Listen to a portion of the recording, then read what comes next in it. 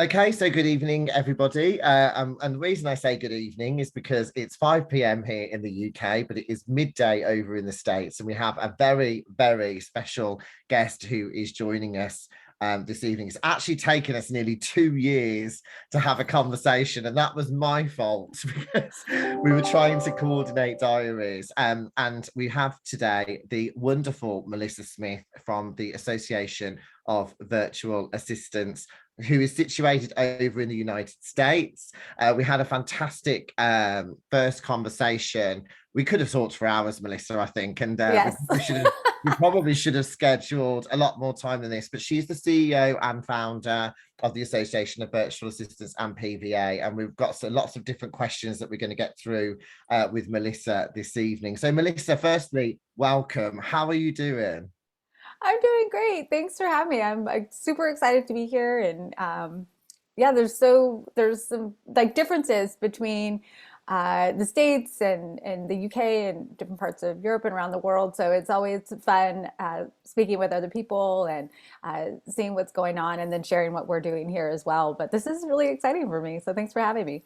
No, absolutely. Thank you so much for gifting your time to us. So we had some feedback last year from some of our members that they love hearing stories about our other members, but they also wanted us to do some interviews this year with some, essential bodies really that are around the world and representing the profession in a really positive way.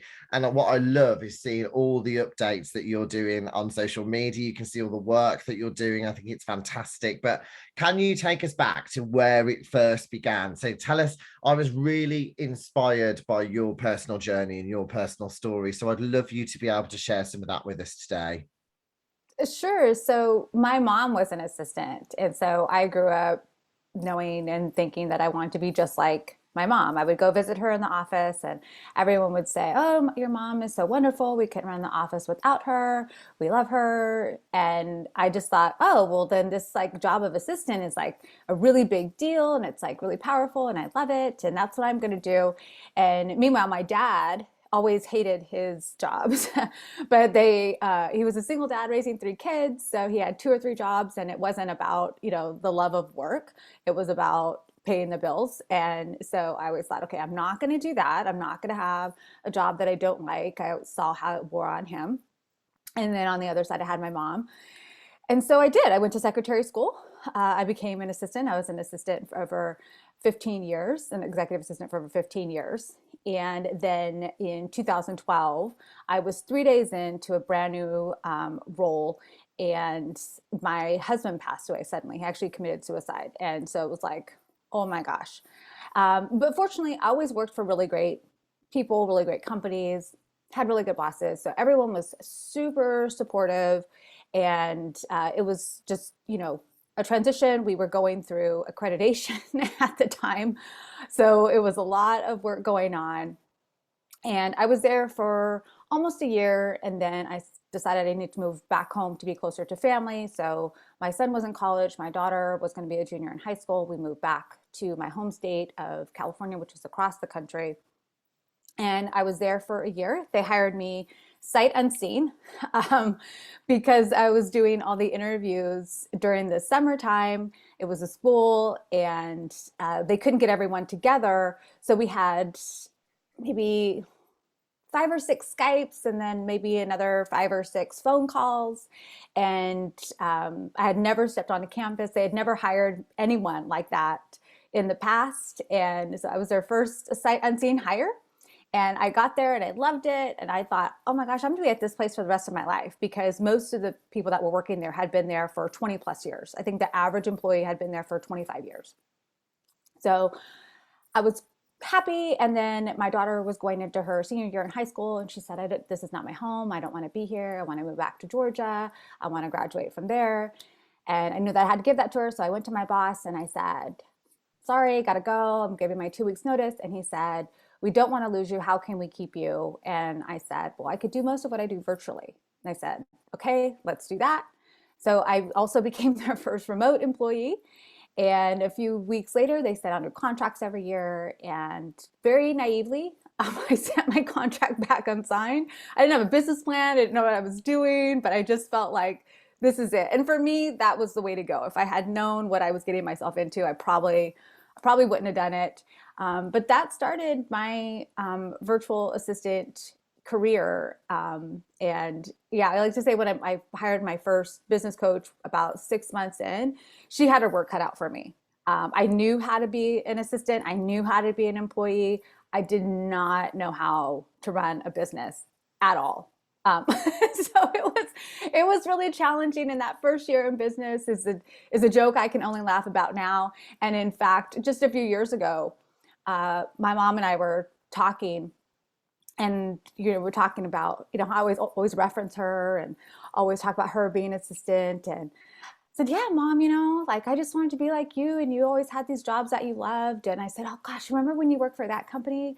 Like, what if you still had worked for them? And she was like, oh gosh, I hated that company. Like, they were so awful. They were so terrible.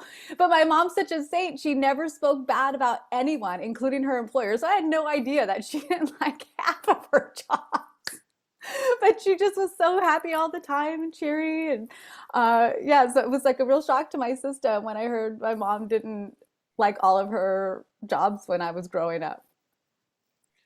And I think you just show there that you really identified straight away that your family, especially with everything that you went through as well, to carry on and doing what you were doing and putting all of your energy into that and your family as well, and trying to be there to support so many different functions of your personal life and your work life all at the same time, just goes to show how how delicate the balance is, and we're all trying to balance that at the moment. We were just talking beforehand, and at 5 o'clock here in the UK, people are, they're picking kids up from school, they're trying to cook their tea, and they're trying to, people are settling into the evening.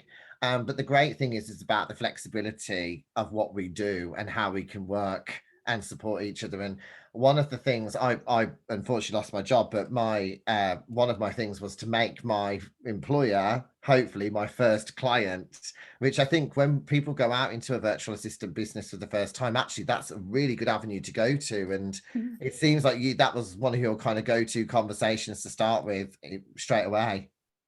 It was, and in fact, my former employers also hired me for different things and for some projects long term.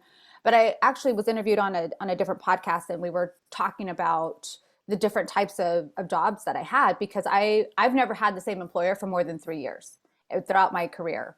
And it wasn't because of bad management. It wasn't because there was poor company. It was because with a secretary's degree, I was topping out very quickly. And I always worked for companies that I really liked. I always had a boss that I really connected with. It wasn't just them interviewing me, I was interviewing them as well. I always knew what I was offering to somebody. And I wasn't just gonna like give my services away to someone who wasn't gonna appreciate me. And so my employers and my bosses were very upfront, and they would say, look, here's the deal. We can reclassify you once, we can give you a raise, but ultimately, no, like this is, you're going to top out and you're going to be doing the work of this person, but you're not going to get paid for it. And I would say, okay, well, that means I'll finish out this, I'll give you this time. I'll leave the place better than I found it, but that means like I'm going to have to leave. And they always were super positive, and they gave me references, and we still were friends. Other times it no longer fit my family needs. I had two children, and so I needed to make sure that I could be the mom who was there for them. And if I could no longer be there for them, it was the same thing. If I couldn't change my schedule around, if they couldn't work with me through different seasons, because it wasn't all the time during different sports seasons, then I would have to go. And yeah, so it was always that way. I always felt very empowered. I never felt like I was stuck anywhere. I would never allow myself to be stuck anywhere. And because it was also always my mindset that why would anyone not hire me? Like, there's always someone out there hiring. Like, someone would be crazy not to hire me, quite frankly. So I was just of that mindset. And even in the last recession we had here in the States, started in 2008, it was a really rough time for my husband and his business. He was in construction. And so I had three jobs. And so while people were saying, oh, there's no jobs, and I'm like, I have three. So I don't know I don't know what you're talking about. You know, they weren't careers necessarily, they weren't everything, but I would just go in and say, you know, I want this job. And in fact, once I had a temp position, and I tried the temp route because I had just like moved, and I thought, well, this might be fun. You know, I'll try it. And it was horrible because I did not get to choose the company, and the company was just horrible, and they were not good. And I thought, no, I left there at lunch, went and got another job, and then went went home. It was like before cell phones. And so they had been calling my house, and my husband was worried about me, and he was like, "Oh my gosh, they've been calling. What happened to you?" And I said, "Oh, it was so horrible. I left at lunch. I went and got another job, and now I'm home." He's like, "Well, you I think should call them and let them I know you're just alive." I know, I just can't believe it's when we talk about the times when there's no mobile phones. It's just crazy, isn't it? When we think back to those days. But I think as well, I think what I loved about what you just said then was about how you interview the organization rather than just the organization interviewing you. And I think also you seem to have that mindset where and you've got that really kind of positive, confident mindset where you've gone in and said what you feel really confident with your skill set and what you can bring to the business and how you can do that. And that it's, I think I'm just talking from my person. I'm self-employed, and I think I made mistakes when I first started where I was thinking I need to work with everybody.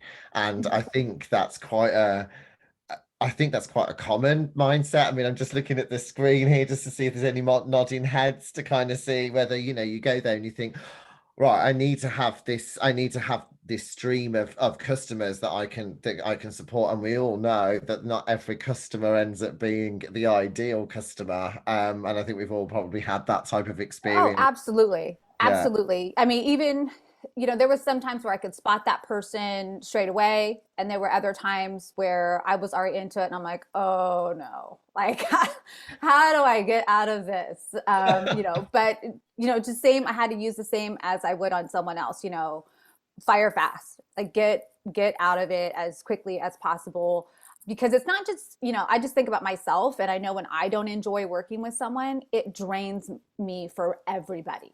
Like I just don't want to get up, I don't want to do all the things, and it impacts the other clients that I'm working with, it impacts the other people that I'm working with, it impacts the relationship with my own assistant and my own personal life. But it, you know, it can be challenging, and it just kind of like, you know, ripping off a band-aid kind of situation, and just go to that person and say, you know, I just don't, I'm not, this is not working out. And chances are, if, you know, if it's not working out for you, it's not working out for them Yeah. either. And you just, you know, part ways, figure out a way you know, get out of it. And it's It's kind of knowing when, is it better to get out of that relationship before the relationship is completely ruined at all? Yeah. absolutely, absolutely. And I always say, you know, when you're first working with a new client, sign on for 3 months. Give yourself an out 100%. You know, you like, I think we can all make it 90 days. And, you know, there are some cases where you're like, okay, no, I can't even make it 90 days. But, you know, if you know you have that 90 days, then either it's a natural window to raise your prices, it's a natural window to change the terms of the contract around, or it's a natural window to just walk away and say, okay, well, that was great. It was great working with you, or, you know, maybe it wasn't great, but that was the learning experience working with you. And yeah, I think I'm going to go in a different direction. And you know, I wish you all the best. But it's that natural 6 months to start out a new contract for me, I found is too long. And I think it's often too long for a lot of assistants, even just from the benefit of being able to have that time to naturally raise your prices. I think that's one of the number one things that happens is you're like, wow, I'm doing way more than we first discussed. And it's not necessarily because the client wants to take advantage of you, it's because they're super excited. They didn't know that you could do all the things that you're doing. They had no idea the skill set, and they get really excited about it.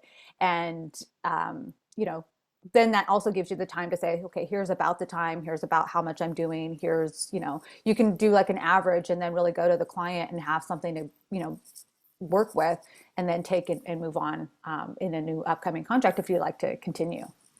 So when was that moment for you then, when that spark moment came and you were like, right, I'm going to set up this association? Like when was that moment for you? It it was really early on, and I didn't know what it was going to be. I didn't know what it was going to be. And in fact, I have on my board 3/14/16. So March 14th, 2016, that was when I wrote this rejection letter to myself. So I started my business December 2014. And right away, I was just part of every group. And somewhere mid 2015, I just didn't understand. And that's the thing about being in business for yourself and the personal and the professional development. I'm still learning things about myself. In fact, I'm reading this book right now called Weird, and it's about feeling like an outsider. I'm like, yes, that's it. That's why. Because I get asked, why don't you just build this under your personal brand? Why didn't you build a community around your personal brand? That makes so much more sense. And my thought was, why would anyone want to be like me? Like, that seems crazy to me. Who would want to have my life? Like, that's just insane. But I wanted a place where people just could be themselves, whether they felt like an insider or an outsider, where, whether they identified as like sorority, not sorority, group, technical, mompreneur, not mompreneur, diverse. I don't look like everyone. I don't have the same background as everyone, but I want them to feel welcomed in. And I think that's ultimately the reason why I wanted to create the association or something like it versus just a group around myself. And I'm very aware I don't have all the answers. So I wanted a place where people could come and ask questions too and have other people answer based on their experience and where they are. Um, but I was reading this book by Dan Pink, and he said, you probably have this big idea, maybe you want to get it funded, maybe you don't, but, write yourself a rejection letter. And that rejection letter, get really specific on why you're being rejected. And then those are the steps that you need to take to continue to create whatever you wanted to create. And I was sitting there, and it's just really short. It's like maybe 3 sentences. And basically, why I told myself I was being rejected, because it just wasn't the right time. Something about it just wasn't the right timing. So part of it is you have to write it, you have to put it in the mail, you have to get it in the mail. It's like, oh, it's this whole thing. And so I did it. And so I put it on my board, and it's there, and I can still see it now. And then in 2018, November 2018, I was talking with one of my girlfriends on the phone because I actually wanted to create more of a marketplace. And I don't have any technical skills. I don't know enough about technology to know if I'm being duped or, someone's like trying to like pull the wool over my eyes. I'd be totally blind to it. So I was telling her, I just feel so frustrated because I feel like now's the time, but I don't have the right skill set and I don't have someone on my team or anything like that. And she said, well, what's stopping you from creating an association? And I thought, well, nothing. And she's like, well, why don't you do that? So I thought, okay. So in early December 2019 or 2018, I sent out this really cryptic email. And it's cryptic because I write long form. And this was like 2 sentences. It said, who wants to change the virtual assistant industry with me? That's it. That's all it said. And I had some responses, and we finalized everything late December 2019, and we launched the AVA in March of 2000, or 2000, December 2018, launched the AVA in March 2019.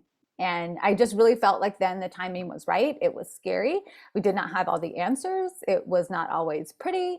We didn't know what we were doing. So it was not like the timing was, okay, I have it all together now. No, it was like, let's do this. Let's do this scared. Let's do it anyway. Let's do this even though we don't have all the answers. Let's do it even though we're making promises, that we are going to try desperately to keep. I mean, there was a lot of things unknown. And I think when people start new ventures, we want to start them having all the answers. And the fact is, if you start them having all the answers, you're starting way too late. You're starting way too late. It's a learning process. There will never be a point where, you have it all together. No one does. No one does.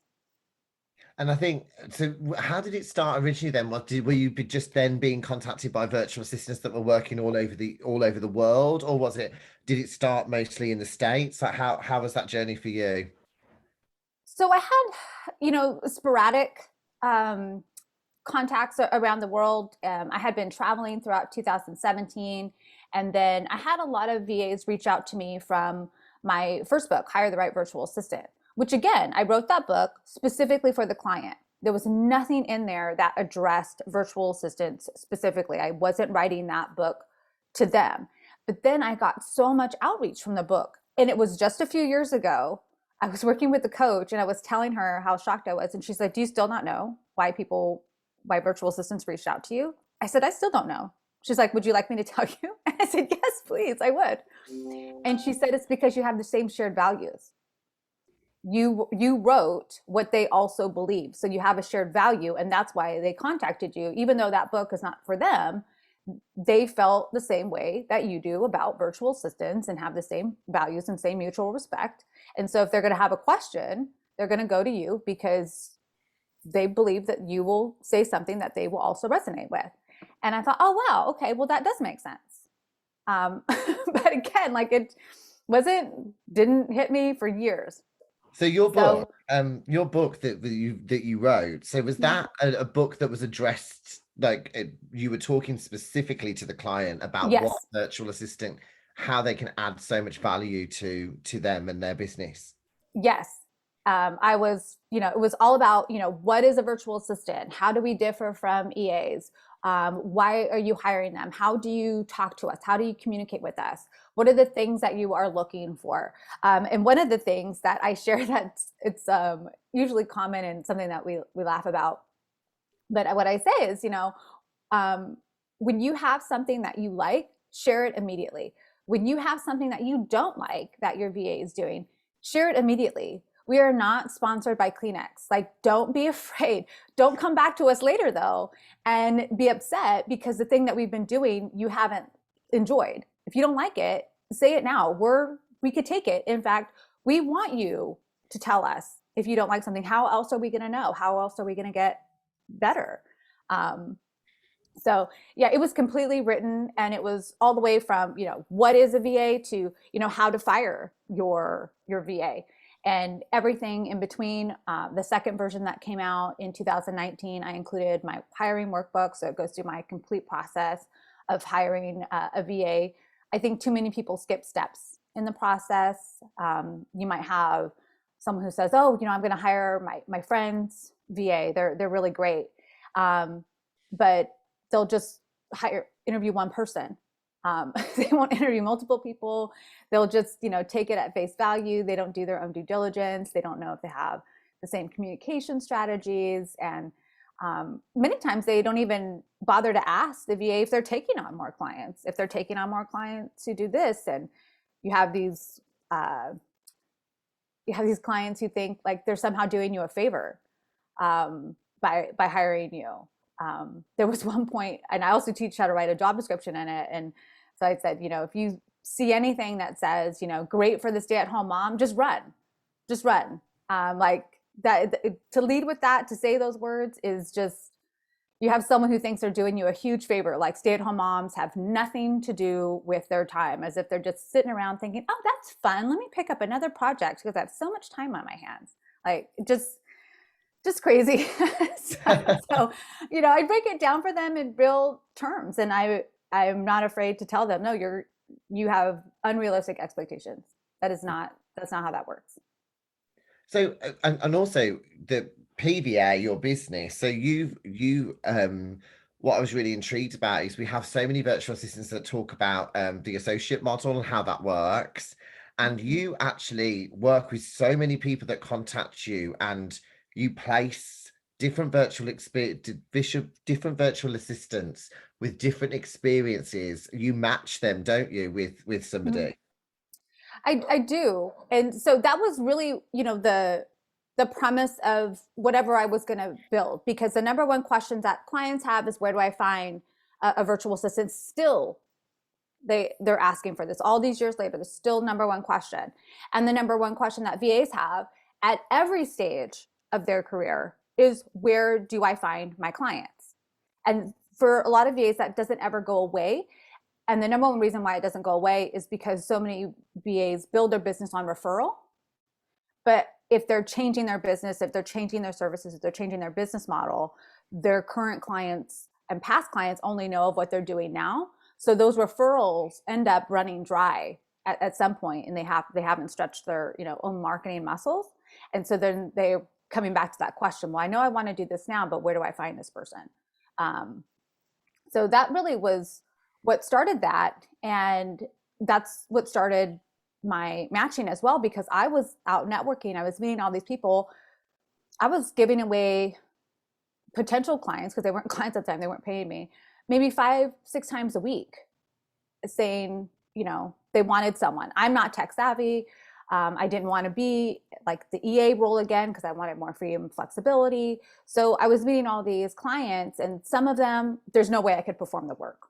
Like, no way. You want something beautiful, a beautiful newsletter, you want some beautiful graphics, I'm not your girl. So like, some of it is just never going to happen. Tech savvy, not your girl. And then the ones that possible, they just didn't, it was too time-based, and I didn't want that either. So I was constantly giving away these potential clients to people that I thought, well, these would be good matches. And here's someone who's probably worked in that field. Here's someone who's like in that field but adjacent. And that's how it really started. And the AVA just became, or the idea of the AVA came because I just had all the questions. I still have questions. And I want someone else who has advice, maybe who's been in a similar situation, who's like seen this before. Am I the only one who's going through this? Can I share? Just the idea of going through my day and celebrating a win together, celebrating, getting a client, firing a client, doing something new for the first time, having a different set of eyes on it, but someone who's like me. Right? There's a lot of other communities that I'm in, but they don't identify as an assistant. They identify as something else. And so it's not the same. They don't come with it in the same perspective. And why I'm on that topic, there's a lot of people within the ABA, and their titles are not assistant. We have digital business managers, we have digital strategists, we have communications, we have OBMs. There's a lot of different in there, but ultimately we assist one another. We have like a servant's heart that likes to just serve other people, and that's what our common thread is. But I wanted to create the space that ultimately I feel like I didn't have. I didn't feel like I fit into a lot of the groups that are out there. The people didn't look like me. They didn't talk like me. They didn't. Their life situations were different than me, and I'm like, but can there just be a place where you can have like all those people in one place and we have something in common, surely? And that's really what it came out to be. Although I didn't know that at the time. I just knew that there was a place that didn't exist. And so if it didn't exist, then I was going to do it. Same with matching VAs and clients. It didn't exist. That's why I didn't know what I was doing. I didn't have anyone. There's more matchmakers in the industry now, but yeah, there's no one was doing it. I think what on the call at the moment, one of our members, we did a session yesterday which was all about a personal swap, and she put in the chat box that it's really important to find your group and that you found your group. And I think that's so good, because you have to find the right group that is going to work for you. We can spend a lot of time networking, a lot of time going to different groups and visiting different groups and finding those people that are the right people for you, that were natural referrers, that are people. And Tom, who's on the call, who is he helps and supports me, and we're very much a partnership together. I think he was almost surprised actually how many outsourced services I use. He's like, oh my God, Dan, I've got to speak to that person about that person about that person about that. And absolutely, exactly, yes, he's put in the chat box. Yes, indeed. And the reason for that is exactly what you said, Melissa, is that I'm not good at those things. So I could try and do those things, but is my time best served trying to do all those things if it's not something that I'm very strong at all. And the do I have the kind of acumen and the attention span and the time to put into learning something that I'm just don't think I'm going to be very good at? And so, I've had the pleasure of working with Tom now for since September last year. He's been absolutely brilliant. He's completely revolutionized my life. And we very much work in partnership with each other. And it's an absolute pleasure to work with. So I completely relate with you there. I just found it really interesting how you are personally more of a matchmaking service in terms of matching people Mhm. together. And I think that just goes to show what the ultimate referral process is, because when somebody trusts you and they like you and they understand you and they understand what you do, and they know that the person that you're going to be connecting them with is going to be of really great quality and somebody that you could work with. I just think it's fantastic. So you've seen that's quite big in the States at the moment, or is this something that's happening all over the world at the moment? So it's happening all over the world. The I mean, I just still get people and they're like, "Wow, I didn't know this existed. Like, where were you before?" And I'm like, "Well, I was here." And like, you should have searched for me sooner. Um, but it's about putting yourself out there. And whether you call it marketing or whether you call it networking, you have to put your ideas to where someone can find them, and where your people are going to be. So if your people are on TikTok, then by all means, be on TikTok. My people aren't on TikTok.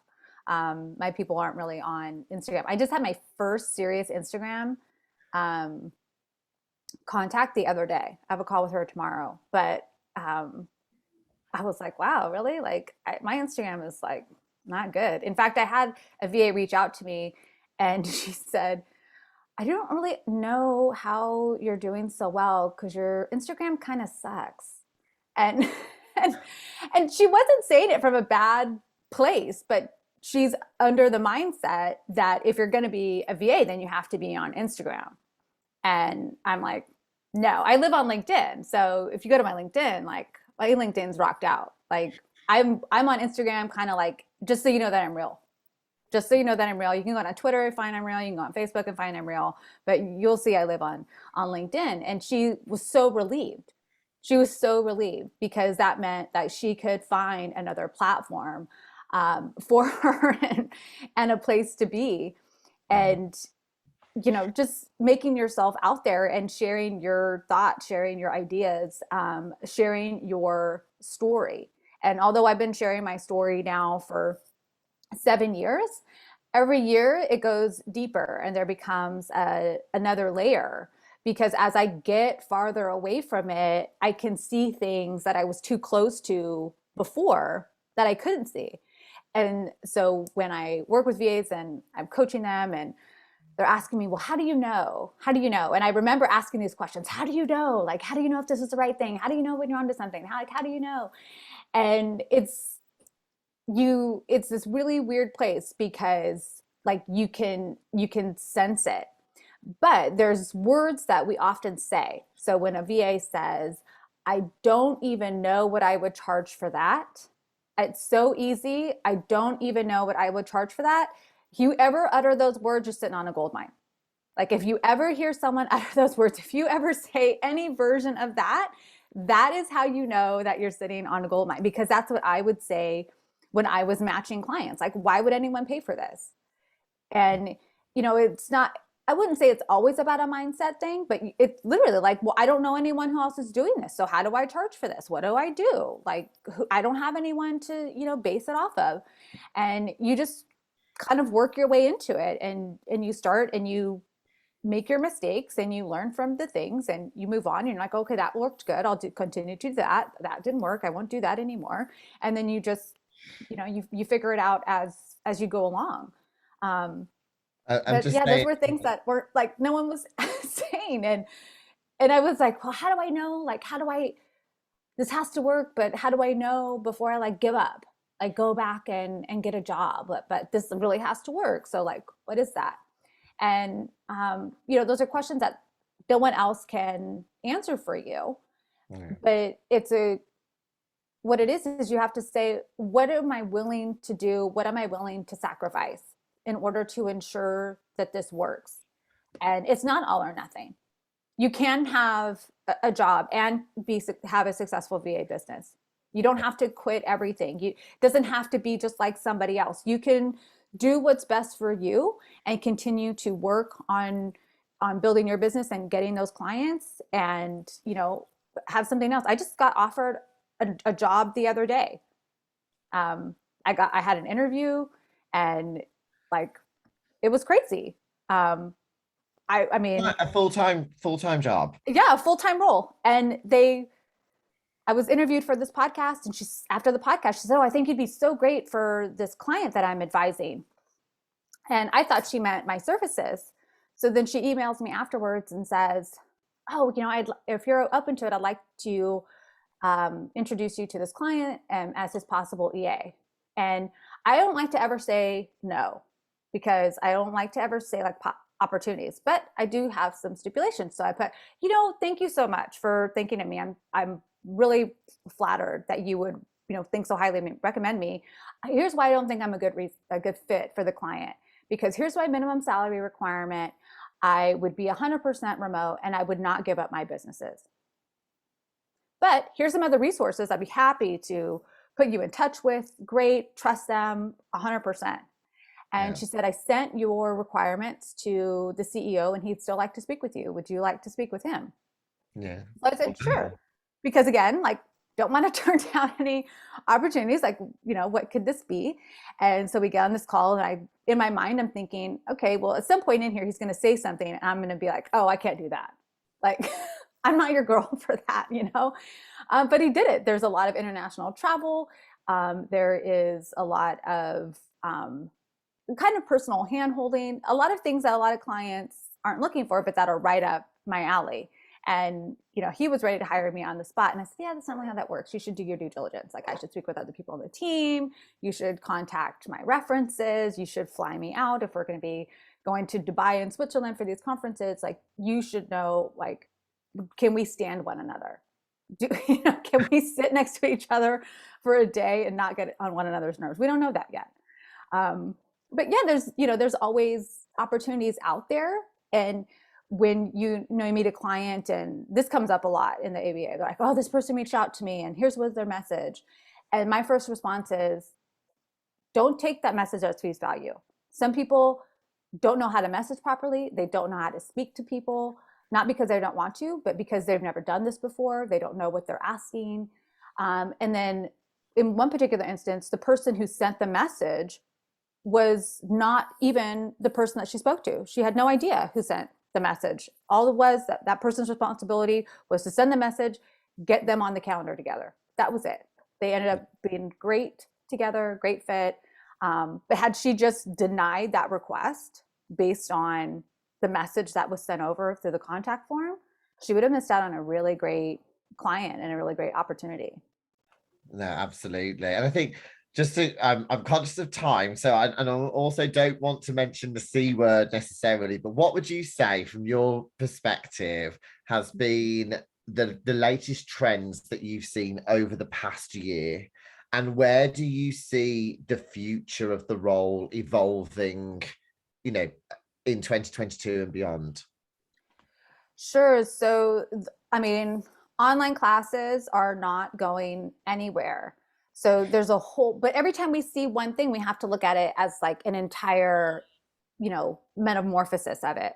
So it's not just about building an online class, right? It's about the copy, it's about the pages, it's about the e-commerce, it's about the marketing of it, it's about building the audience, it's about where are they going to be, where's their community going to be held? Is it going to be a Facebook community? Is it going to be a LinkedIn community? All the things that go along with that are a whole I mean, you could build a business on any one of those, or you could have a team and do all of it and then specialize in a different area. So those aren't going anywhere. They are becoming more competitive. So what we are seeing is a trend on who can market it best. Who can market it best?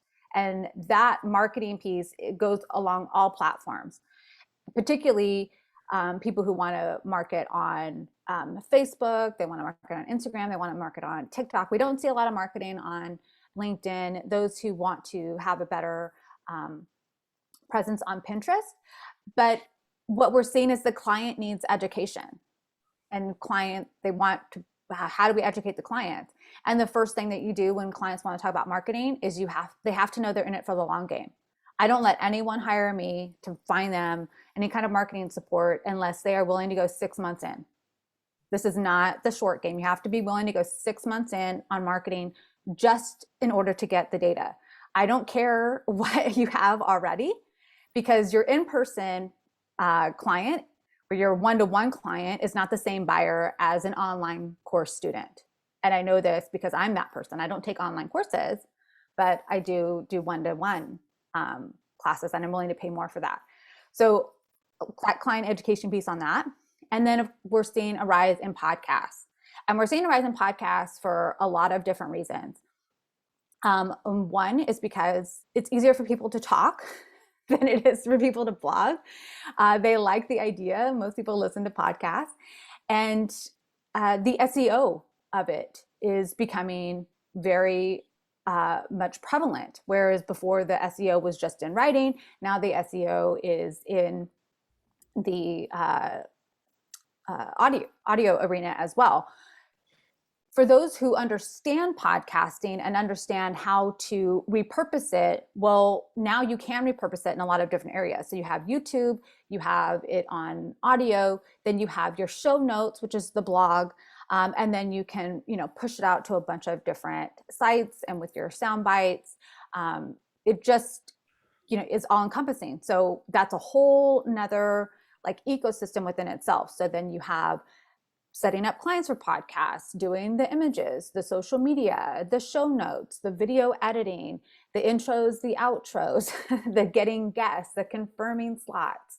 I mean, you name it, there are things in there for that. And then above anything else, repurposing that content. Clients are notoriously don't like to repurpose content. They would rather create new content actually than repurpose content.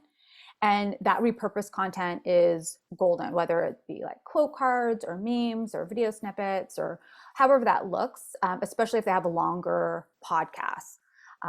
So those are the two areas right now that I would say are ecosystems of their own that we're going to continue to see a rise in, that we're going to see a demand in. And the one thing about podcasts that people don't understand, and this is really crucial, is that they would say, well, everyone has a podcast. Well, yeah, that's okay. But over 10 years of studies, the average podcast only lasts 12 episodes. So because it's already out there, unless they take it down, unless they pull it, all those podcasts are still in the numbers. But why do people only have 12 episodes? Right?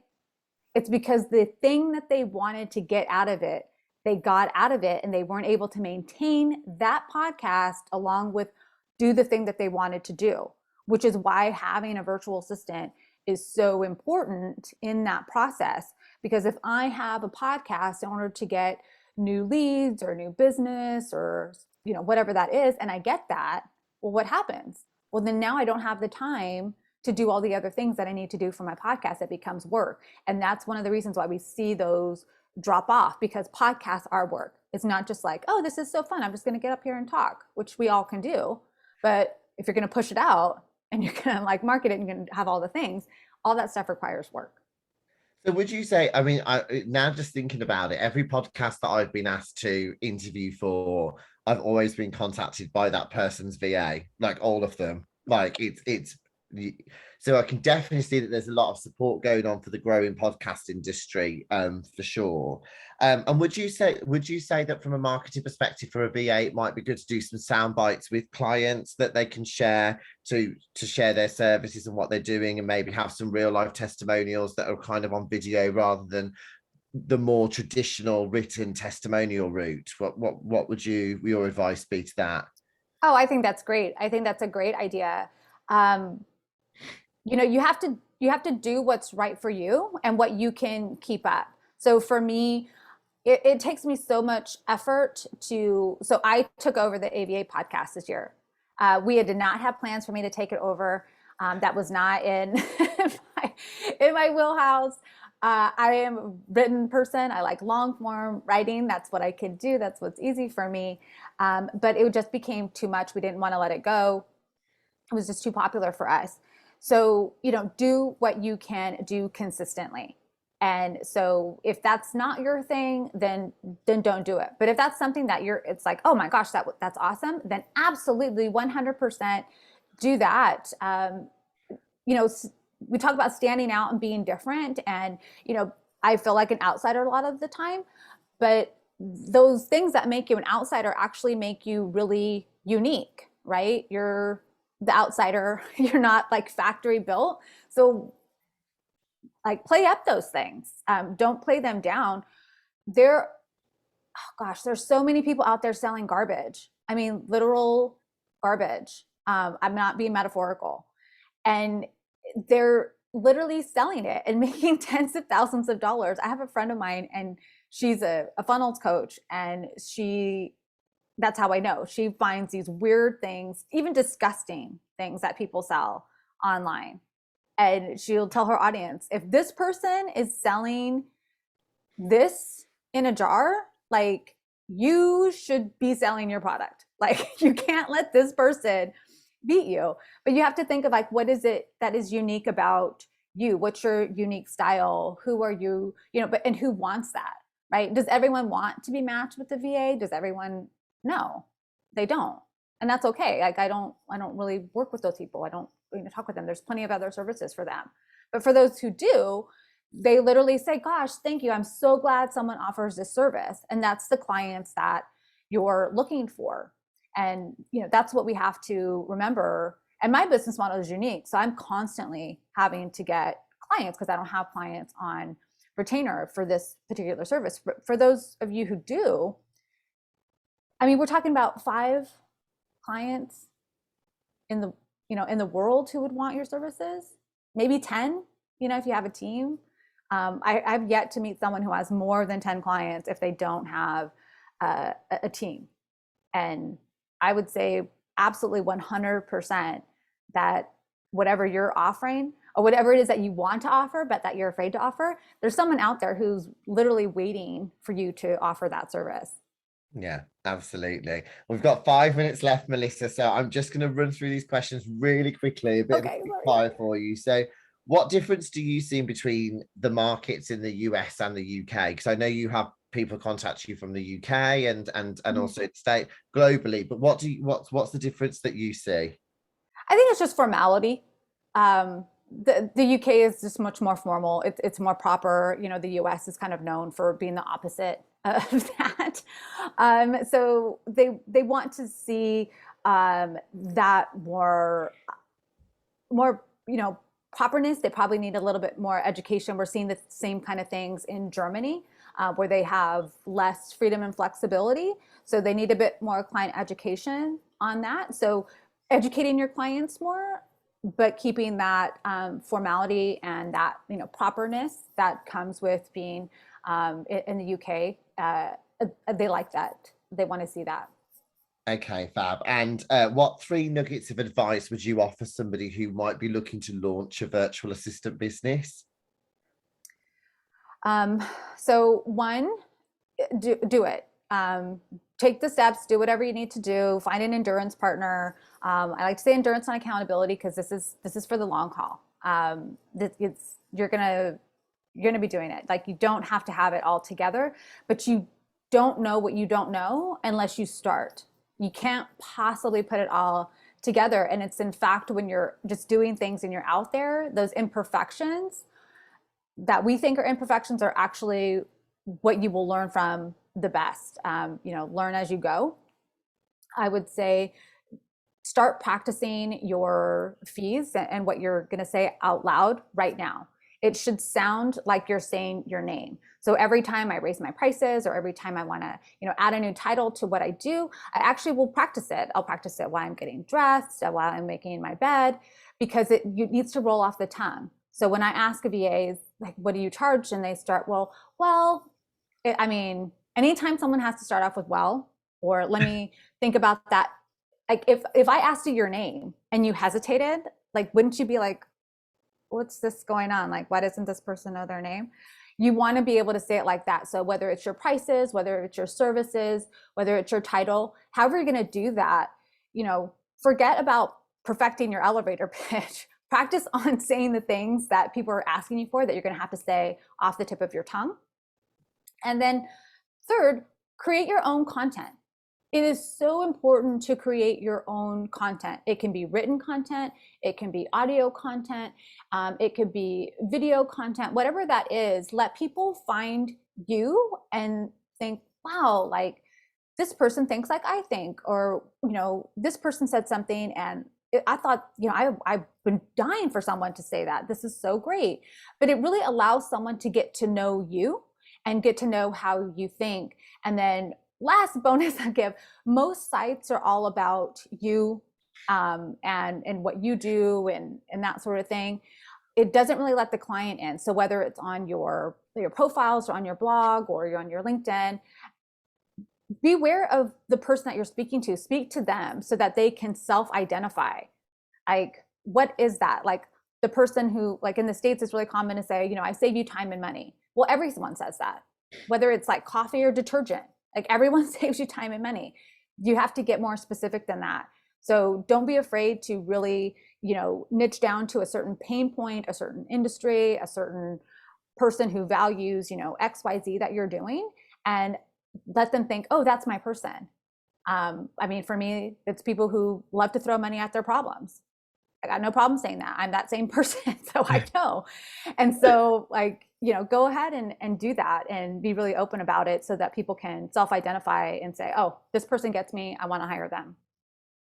Fantastic. And final question for the more established VAs that might have been working for, in their VA business for some time, what sort of learning and development opportunities or things that you think they could focus on? I think another question we get from the more experienced VAs who have been in business for some time is that they might have been working with their clients for a certain amount of time, but they lose a client and they might have been with that client for quite some time. What would your advice be to them? Sure. So there's, a few reasons. We found that a lot of VAs aren't asking the questions. They're not doing their own client satisfaction surveys, if you will. So they don't know what their clients are happy with. They don't know the needs of their client. The number of VAs who didn't know if their clients were happy with their social media, even if it's not a service that they offer, like that's something that you want to know. We do see more VAs going into some kind of online management, which is whether that's online business management, OBM, or digital business management, DBM. Very similar. If you become certified, that's a trademark, so that's why DBM was also created. There's a lot of similarities there. I would say DBM is the more like hip trend. It does apply more to online businesses than online business manager. We're seeing a lot of clients having to build more teams now, and they don't want to run them. They don't want to manage them. But what do you do if you don't want to manage other people? Like maybe you're like me and you're like, I don't want to manage other people. Well, consulting is really a way to go and figuring out how to consult or how to coach people. And the number one piece of advice for consulting when you want to start consulting individuals is to know your deliverables. The difference between giving advice and consulting is what that person gets from it. So a lot of people would say, oh, I'm consulting, but I, know who you're up against. Are your clients consulting with McKinsey? They're going to give a lot of deliverables. They charge a lot of money for that. But that's how you get paid in consulting. It's for your deliverables. You don't have to implement anything, but the client needs to walk away with something. If they don't, then it's just advice and people don't pay for advice. Okay. And in 2 words, what's your personal goal, or as many as you like, but just conscious of the time, what's your personal goal this year, Melissa? Oh man, I was like so much stuff going on, but I'll tell you my word for the year. It was actually the podcast that I put out today, is just unbecoming. So I know that sounds kind of strange, but these past 7 years, I feel like I've become a lot of things to achieve a lot of things. And I really feel like now is I need to do something different, same but different. But the things that I've learned along the way to get me to where I am aren't necessarily the things that are going to take me to the next place. But I feel like I need to unbecome a lot of things in order to become the thing that I'm supposed to do for the next 7. So Awesome. that's my goal. I in fact, it's like so big that I gave myself an entire year instead of like I just was a going to quarter say, or I think something. that is quite, that's a Yeah. massive, massive goal. But Melissa, it has been an absolute pleasure. Thank you so much for so much insight. Really appreciate it. It's really great to get your perspective, and it's really, I really wanted to dedicate some time to our virtual assistant community, and hopefully we've helped and supported them by introducing them to you if they don't know you already, and some of our PAs that might be considering a virtual assistant career in the future. Thank you all so much for joining us tonight. Really appreciate it. And we look forward to welcoming you to the next session. Melissa, I will send out some information and copy you in, and just so everyone can get in contact with you directly, if that's okay. And we'll put the details of the association onto the YouTube playback as well. Thanks so much, everyone, and have a good evening. Take care. Thanks a lot. Bye.